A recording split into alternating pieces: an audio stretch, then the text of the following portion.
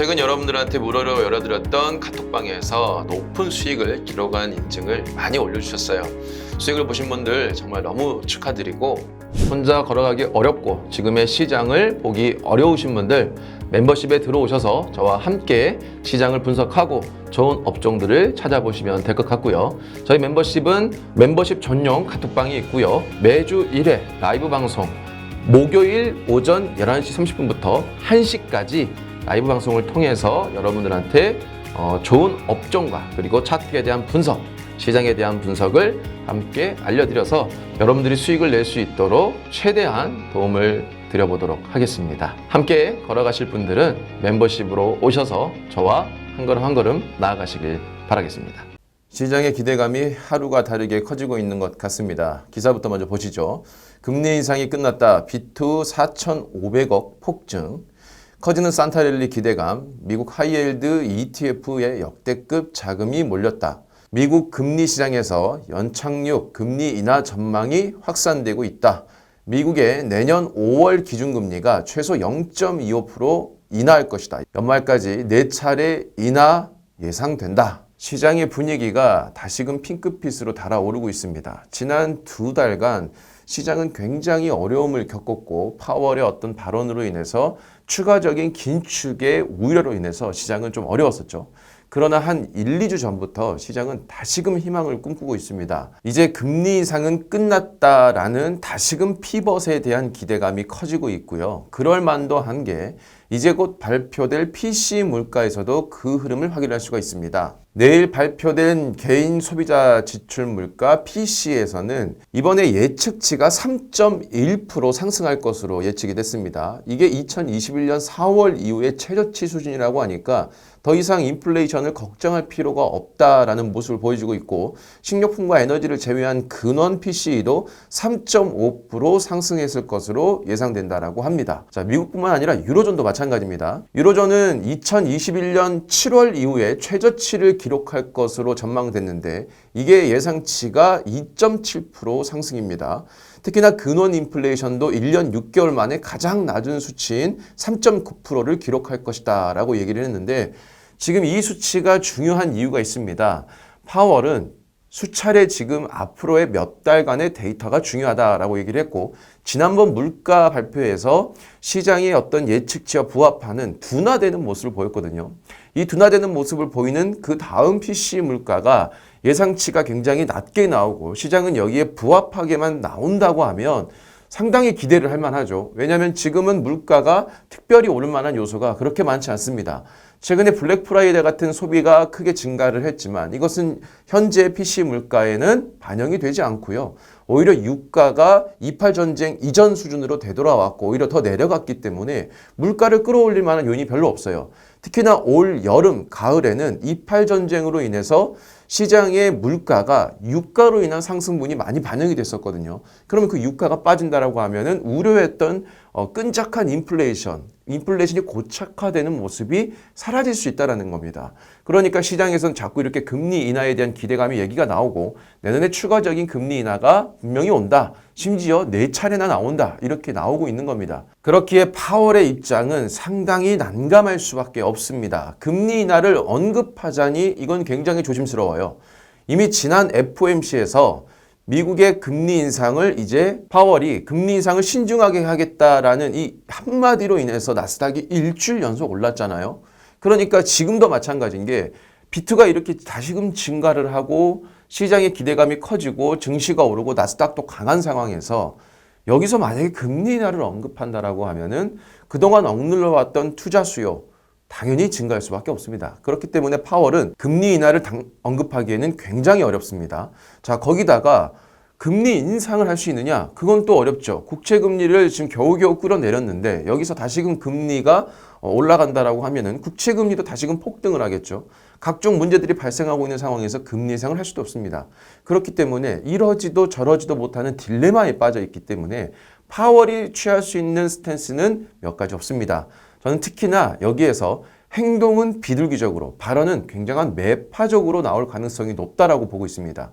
행동은 비둘기적이라는 건 금리 동결을 하는 것이고요. 금리 동결을 하되 발언은 굉장히 매파로, 그러니까 추가적인 긴축에 대한 요소를 더 강하게 발언을 하던가 아직은 당신들이 기대를 그렇게 가질 때가 아니다라는 어떤 경계성 멘트를 줄 가능성이 전 높다라고 보고 있습니다.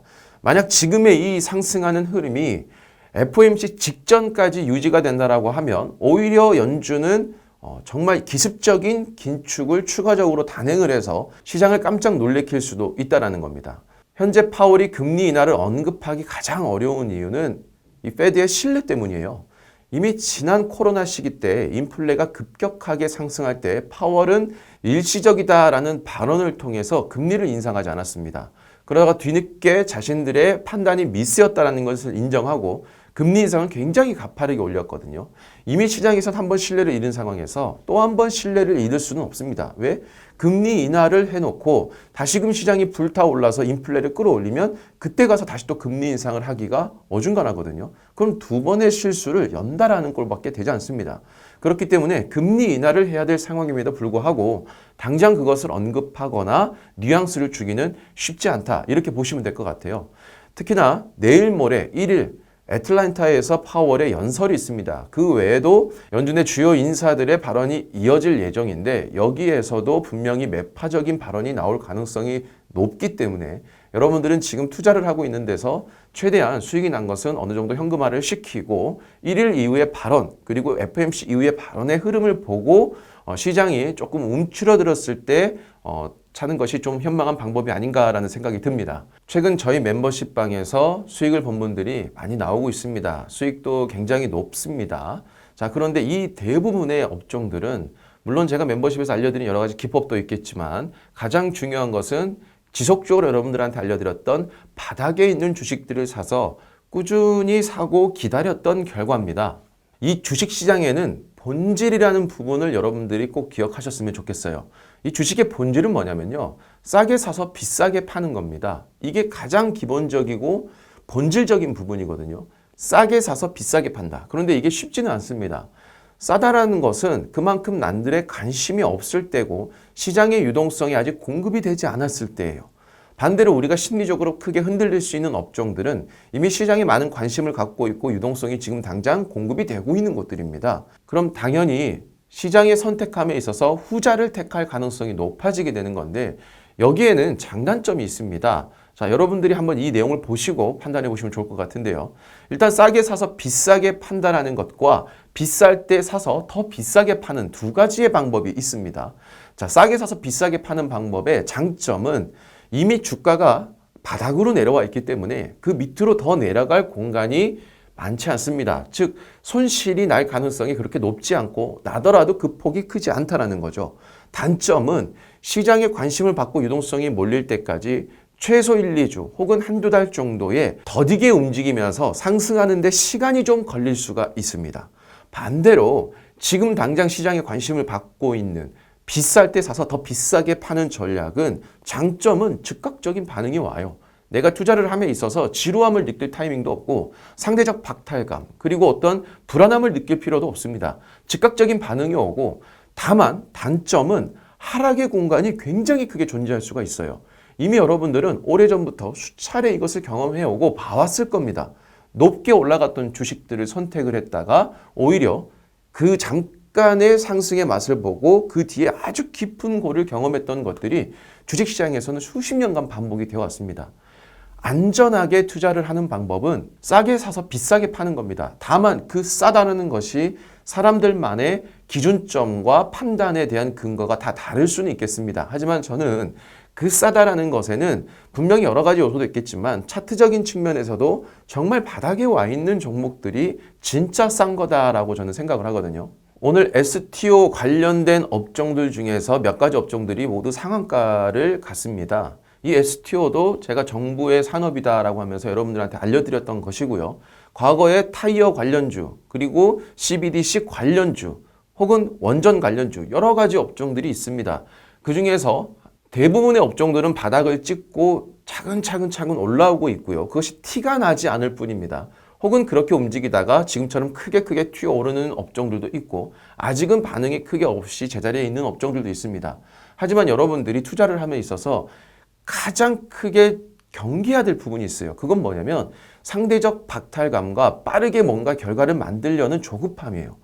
이 두 가지만 여러분들이 경계를 해서 내 마음속에서 줄이기만 한다라고 하면 정말 너무나도 안정적으로 수익을 만들 수가 있는데, 항상 이 조급함과 상대적 박탈감, 내 건 얼마 오르지 않는데 남들은 많이 올랐다, 어떤 애들은 2배, 3배 올랐다, 이런 기사들을 자꾸 접하게 되면서 나도 빨리 수익을 내야 되지라는 조급함이 더욱더 커지게 돼요. 투자는 여러분들이 정말 고수가 아니라면 가장 기본적인 본질과 원칙을 지키는 것이 어려운 시장에서 수익을 내는 가장 좋은 방법이라고 저는 생각합니다. 앞서 말씀드린 것처럼 지금의 모든 시장들이 다시금 희망을 꿈꾸고 급하게 뭔가를 만들려는 모습을 보일 때는 오히려 시장을 경계해야 되고요. 시장 모두가 경계를 할 때 우리는 오히려 과감하게 투자를 해야 되는 겁니다. 제가 여러분들한테 추석 전후로 해서 추석 이후부터 시장이 크게 빠질 수 있는데, 그때부터 꾸준하게 모아가면은 하반기에 상승하는 장이 올 것이고 그때 현금화를 만드는 것이 좋다라고 정말 여러 번 말씀을 드렸죠. 그때가 시장은 가장 경계할 때고 시장이 계속적으로 위축되면서 많은 투자자들이 떠나갈 때였습니다. 그럴 때 오히려 우리는 공격적으로 투자를 했던 것이고, 지금처럼 또 시장은 엄청난 기대를 가질 때 우리는 경계심을 가지고 현금 확보를 하는 것이 정말 좋은 방법이라는 거죠. 주식은 싸게 사서 비싸게 파는 것이고요.